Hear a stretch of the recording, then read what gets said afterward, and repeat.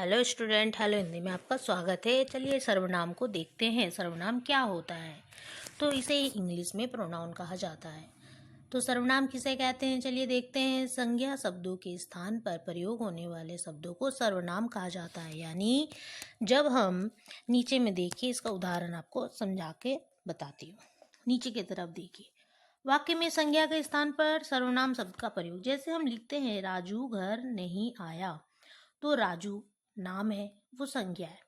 लेकिन बार बार हम एक ही बार बात बात पर कहें राजू घर नहीं आया, राजू को आज वहाँ जाना था, राजू कब आएगा, तो इस तरह से हम बार बार राजू का नाम उल्लेख नहीं करके हम उस जगह में वह कब आएगा, उसे वहाँ जाना है, तो वह आज घर नहीं आया, तो राजू के स्थान पर हम वह शब्द का प्रयोग करें चूंकि राजू लड़का है।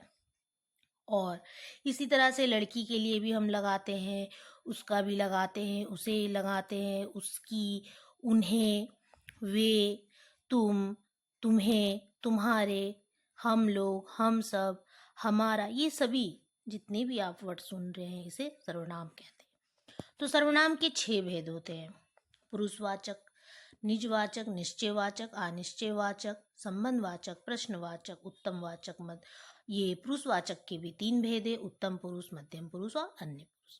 तो पुरुषवाचक सर्वनाम क्या होता है? देखिए, जहाँ पर जो व्यक्ति स्वयं कह रहा हो, जैसे मैं, तुम, वह, वे, तो इसे भी हम 3 भागों में बांट देते हैं। जैसे उत्तम पुरुष में मैं और हम आते हैं।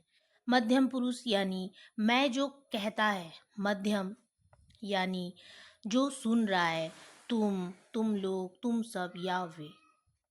अन्य पुरुष यानी जिसके विषय में कहा जा रहा है, वह, ये, वे लोग, आप लोग, आप सब।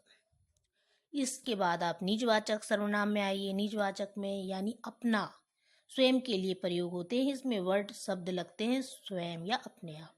निश्चयवाचक सर्वनाम में देखिए, जहाँ पर निश्चय का बोध होता है, जैसे या, वा, उसे, या मेरा किताब है, यानी वहाँ पे हम डिटरमाइन करते हैं, हाँ ये निश्चित रूप से मेरा है।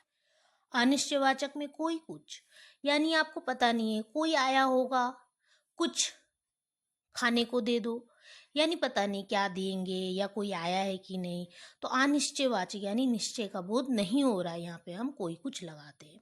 और निश्चय में हम या वा लगाते हैं। संबंधवाचक में देखिए, जो, सो, जैसा, तैसा। संबंध यानी एक दूसरे से संबंध है, जैसे जैसा करोगे वैसा भरोगे, जो आएगा सो पाएगा।